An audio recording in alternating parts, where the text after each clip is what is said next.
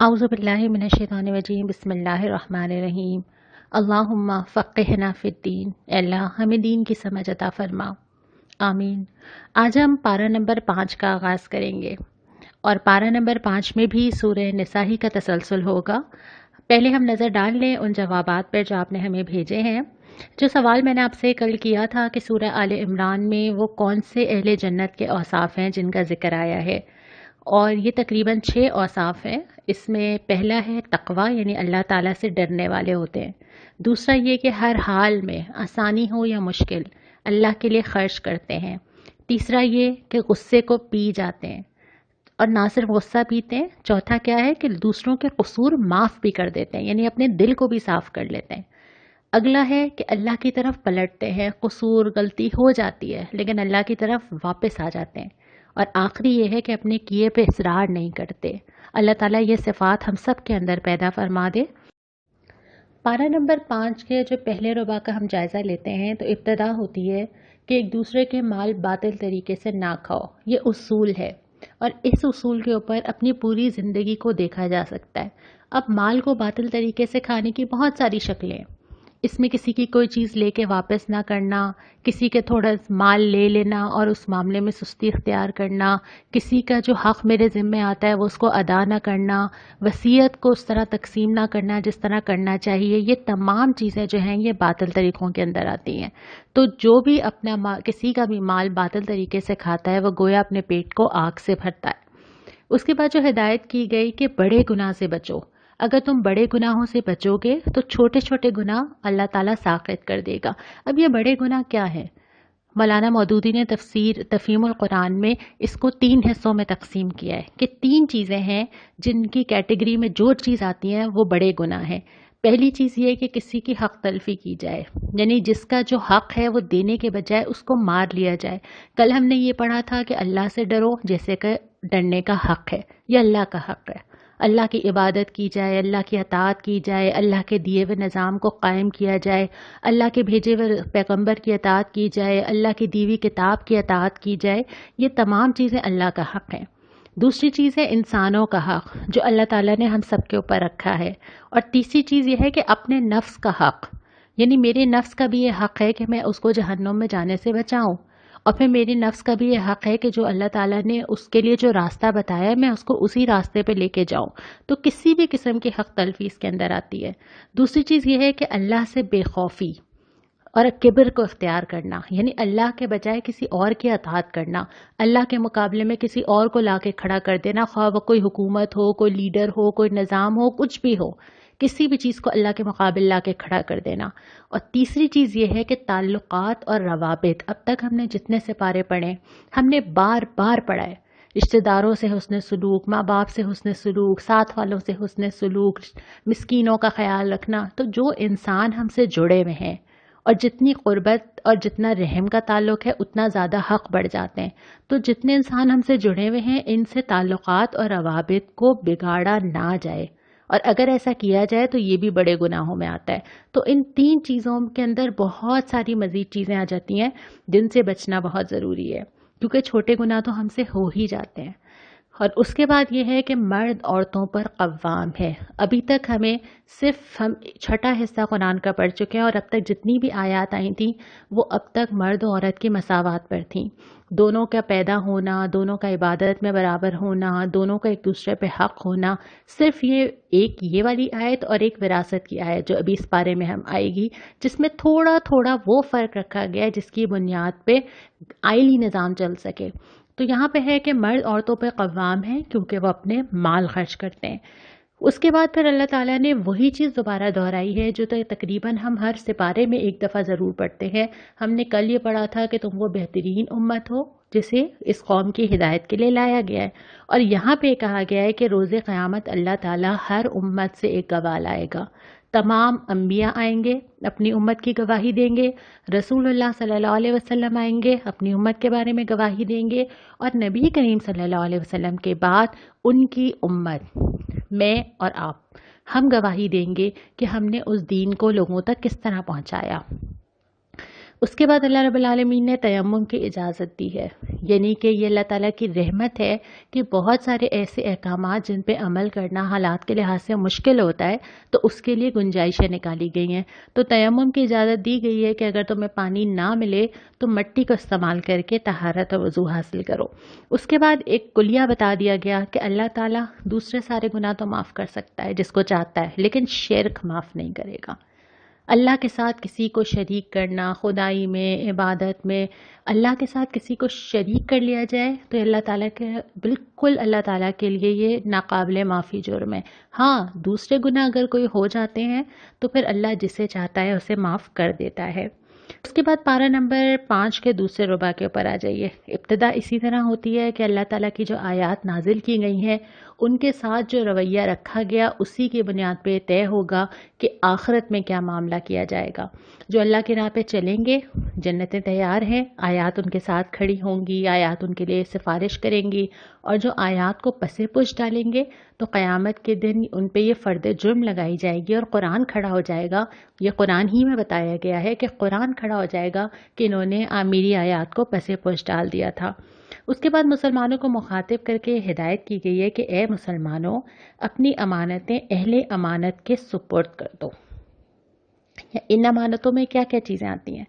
ان میں وہ ساری چیزیں آتی ہیں جو آپ کو کسی بھی فرد کے حوالے کرنی ہو۔ ہم جب لفظ امانت کہتے ہیں تو ہمارے ذہن میں شاید وہ آتا ہے کہ میں نے اپنا زیور کسی کے پاس رکھوا دیا، نہیں، بلکہ آپ کی ہر وہ چیز جو آپ کے لیے قیمتی ہو، اگر آپ اس پہ کسی کو نگران بناتے ہیں تو یہ امانت کا امین بنانا ہے۔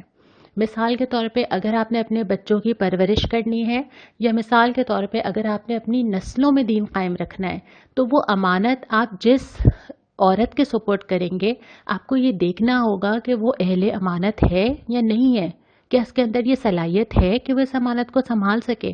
پھر اسی طرح اگر مملکت کی سطح پہ آپ اپنا نظام حکومت کسی کے حوالے کرتے ہیں اور آپ یہ سمجھتے ہیں کہ وہ اسلامی نظام قائم کرے گا، تو پھر یہ آپ کی ذمہ داری ہے کہ آپ دیکھیں کہ آپ جس کو ووٹ دے رہے ہیں کیا وہ واقعتاً اس قابلیت کا یا اللہ سے اس کا ایسا تعلق ہے کہ آپ اسے توقع کر سکیں کہ وہ اللہ کی کتاب کو قائم کرے گا۔ اور یہ امانت دینا، جس طرح چھوٹے معاملات میں امانت کی ذمہ داری ہے، ویسی بڑے معاملات میں یہ ذمہ داری بہت زیادہ بڑھ جاتی ہے۔ اس کے بعد پھر اگلی جو آیت آتی ہے وہ اسلامی نظام کی بنیاد رکھ دیتی ہے کہ دنیا میں جتنی بھی مملکتیں قائم ہوں گی، جتنے بھی نظام بنائے جائیں گے، چاہے وہ سیاسی نظام ہو، چاہے وہ عدالتی نظام ہو، چاہے وہ آئلی نظام ہو، سب کی بنیاد اسی کے اوپر ہوگی، اللہ اور رسول کی اطاعت۔ اور تیسری جو اطاعت ہے اولو الامر کی اطاعت، وہ اسی کے ذیل میں ہوگی۔ یعنی جس شخص کو مسلمانوں کے معاملات کا ذمہ دار بنایا جائے گا، اس کی اطاعت بھی اسی وقت کی جائے گی جب وہ اللہ اور اس کے رسول کی اطاعت کرتا ہوگا اور اس سے باغی نہیں ہوگا، اور اگر وہ اللہ اور اس کے رسول کی اطاعت سے باہر ہوگا تو اس کی اطاعت بھی نہیں کی جائے گی۔ تو یہ جو نقطہ ہے نا، یہ جو ہمارے قرارداد مقاصد کا بھی نقطہ ہے کہ پاکستان میں کوئی قانون اللہ اور اس کے رسول کے حکم سے باہر نہیں بن سکے گا۔ یہ الگ بات ہے کہ ہم اس پہ کتنا عمل کرتے ہیں یا نہیں کرتے ہیں، لیکن قرآن کی ہدایت یہ ہے کہ ہر چیز میں جو غالب ہوگا وہ اللہ اور اس کے رسول کا فیصلہ ہوگا۔ اور پھر اس کے برعکس جو اگلی مثال دی گئی کہ بہت سے اہل ایمان ہیں جو دعوت ایمان کا کرتے ہیں لیکن رجوع طاغوت کی طرف کرتے ہیں۔ ہم لفظ طاغوت کا مطلب لیتے ہیں شیطان، لیکن اللہ تعالیٰ پورے قرآن میں ہر اس شخص کو، اس نظام کو، اس بادشاہ کو، ہر سربراہ کو، ہر انسان کے اپنے نفس کو بھی طاغوت کہتا ہے، جس کو انسان اللہ کو چھوڑ کر مانے، اور ہر انسان کے لیے وہ طاغوت مختلف ہے۔ یعنی میرے لیے وہ طاغوت کچھ اور ہے اور آپ کے لیے وہ طاغوت کچھ اور ہے۔ ہم اللہ کو چھوڑ کے جس کی بندگی کرتے ہیں، کبھی کبھی تو اپنی، کبھی کبھی گھر والوں کی، کبھی کبھی شوہر کی، کبھی ماں باپ کی، کہیں حکمرانوں کی، کہیں دوستوں کی، ہم کسی کو بھی لا کر اگر اللہ کے سامنے کھڑا کر دیں اور ہم اللہ کا حکم چھوڑ کے کسی اور کا حکم ماننا شروع کر دیں، وہی طاغوت ہے۔ اور یہ طاغوت ہم سب کے گھروں میں بھی ہو سکتا ہے، نفس میں بھی ہو سکتا ہے، اور پھر یہ عالمی سطح پہ آپ کسی کو بھی دیکھ لیجئے کہ جو اللہ سے بغاوت پر قائم ہے وہ اس طاغوت کی ایک شکل ہے۔ اور اس کے بعد اگلا جو اصول بتا دیا وہ یہ رسول اللہ صلی اللہ علیہ وسلم کی اطاعت کے بغیر ایمان قبول نہیں ہے۔ رسول کی اطاعت بھی کرنی ہے اور بلا چوچنا کرنی ہے، دل میں کوئی کھٹک، کوئی کسک نہ ہو۔ اس کے بعد ہم آتے ہیں تیسرے ربع کی طرف. اس میں جو ہے وہ منافقین سے معاملہ کرنے کے بارے میں وہی ہدایات ہیں جو ہم نے سورہ بقرہ میں پڑھی تھیں. قتل عمد کا کفارہ ہے کہ اگر غلطی سے قتل ہو جائے تو اس کا کفارہ کیا ہوگا. اللہ کے راہ میں جہاد کرنے والے اور نہ کرنے والے برابر نہیں ہیں. جو اللہ کے لیے وقت دے رہا ہے، جان دے رہا ہے، مال دے رہا ہے، وہ اس درجے پر ہے کہ بیٹھے رہنے والا اس درجے تک نہیں پہنچ سکتا. تو جس نے اللہ کے لیے جو لگایا وہی اس نے پایا. اور اس کے بعد دو اہم احکامات آتے ہیں. ایک صلاۃ القصر کا آتا ہے کہ اگر سفر میں ہوں تو نماز کو چھوٹا کر لیں. دوسرا صلاۃ الخوف کا آتا ہے کہ اگر کہیں جنگ کا میدان ہو اور جہاں ہتھیار رکھنا ممکن نہ ہو تو وہاں نماز کیسے ادا کی جائے. اس کے بعد پارہ نمبر 5 کا چوتھا ربع ابتدا ہوتی ہے اللہ کو چھوڑ کے شیطان کو معبود بنا لینے کے بارے میں. اور اس کے بعد اللہ تبارک و تعالیٰ ذکر کرتے ہیں کہ شیطان نے کیا کیا دعویٰ کیا تھا. اور بہت سارے انسان شیطان کی بتائی ہوئی راہ پر چل پڑتے ہیں. شیطان نے دعویٰ کیا تھا کہ میں مقرر حصہ لے کر رہوں گا ہر انسان کے وقت میں سے، مال میں سے، صلاحیت میں سے. تو ہم سب کے پاس جو جو اللہ رب العالمین نے ہمیں چیزیں دی ہیں ان سب میں سے حصہ کیا شیطان کو تو نہیں چاہ رہا؟ یہ سوال ہم سب اپنے آپ سے کریں. دوسرا شیطان نے کہا تھا کہ میں انہیں بہکاؤں گا اور آرزوؤں میں الجھاؤں گا. یعنی جو حاصل ہو گیا ہے اس کے بعد مزید جو ہے اس کے بعد کیا لینا ہے، کیا چاہیے. ہم سب کی زندگی کے ہر دور میں کبھی ایسا نہیں ہوا کہ ہمیں لگے کہ اب مجھے بس اب کچھ نہیں چاہیے زندگی سے. اور یہ آرزویں تو حدیث بتاتی ہے نا کہ انسان اپنی تمنائیں اور آرزویں لے کے چلتا جاتا ہے یہاں تک کہ قبر تک جا پہنچتا ہے. تو ہر وقت انسان کے سامنے ایک فہرست ہوتی ہے کہ اچھا اب میری زندگی میں یہ خواہشات ہیں. تو شیطان نے یہ کہا تھا کہ میں انہیں آرزوؤں میں الجھا دوں گا. پھر یہ کہ میرے حکم سے جانوروں کے کان وہ پھاڑیں گے، یہ اس وقت کا ایک انداز تھا، ایک رواج تھا. اور اس کے بعد یہ کہ میرے حکم سے خدائی ساخت میں رد و بدل کریں گے. اور اس میں دونوں چیزیں شامل ہیں. یہ بھی شامل ہے کہ شکل بگاڑ لی جائے اور یہ بھی شامل ہے کہ اللہ تعالیٰ نے جس چیز کو جیسے پیدا کیا اس کے بجائے اس سے کچھ اور کام لیا جائے. یعنی اگر مرد کو پیدا کیا جن کاموں کے لیے کیا اس کے بجائے اس کی ساخت بدل کے اس سے کچھ اور کام لیے جائیں. عورت کو جس کام کے لیے پیدا کیا اور بتایا گیا کہ تمہارا یہ مقام اور یہ کام ہے اس کے بجائے اس کو کسی اور کام میں لگا دیا جائے. اور یہ ساری چیزیں جن کو اللہ تعالیٰ نے پیدا کیا ان سے وہ کام لینے کے بجائے ان کے لیے کوئی اور رول اگر مقرر کر دیا جائے، یہ سب خدائی ساخت میں رد و بدل ہے. اور اس کے بعد پھر ازدواجی معاملات شروع ہوتے ہیں. لیکن یہاں پر بھی دوبارہ وہ سبق دہرایا گیا اور وہ یہ کہ نفس تنگ دلی کی طرف مائل ہو جاتے ہیں. اگر انسان اپنے نفس کے مطابق معاملہ کرے گا نا کہ مجھے کیا پسند ہے، میں کیا چاہتی ہوں، میری حدود کیا ہے، میری ذمہ داری کیا ہے، لائن کھینچی جائے، حقوق و فرائض پہ بحثیں ہوں تو رشتے کبھی نہیں چل سکتے. لہٰذا رشتوں کی بنیاد اگر رکھنی ہے تو تقویٰ چاہیے، اللہ کا خوف اور احسان چاہیے. یعنی اپنے حق میں کبھی کم پہ بھی برداشت کر لینا اور دوسروں کا حق آگے بڑھ کے دے دینا. اگر ہم ان بحثوں میں پڑے رہیں گے جس میں ہم ایک دوسرے کے حقوق و فرائض ہی ناپتے رہیں گے تو رشتے نہیں چلتے. رشتے جو چلتے ہیں نا وہ احسان کے معاملے پہ چلتے ہیں، محبت سے چلتے ہیں، اللہ سے تقویٰ پہ چلتے ہیں. تو یہ وہ بنیاد ہے جو اللہ تعالیٰ نے بار بار ذکر کیا درمیان میں. احکامات بھی دیے ہیں، حقوق و فرائض بھی بتائے ہیں، لیکن ساتھ ساتھ یہ تلقین بھی کی ہے کہ یہ سارے اصول، یہ سارے ضوابط، یہ سارے احکامات دھرے کے دھرے رہ جائیں گے اگر تمہارے دل میں خوف خدا نہیں ہوگا. تو خوف خدا کی بنیاد پہ ہی یہ تمام چیزیں جو ہیں وہ چل سکتی ہیں. اور آخر میں فرمایا کہ انصاف کے علم بردار بنو، خدا واسطے کے گواہ بنو. تمہیں زمین پہ عدل قائم کرنا ہے، اپنی زندگیوں کے اندر بھی اور اجتماعی حیثیت سے بھی.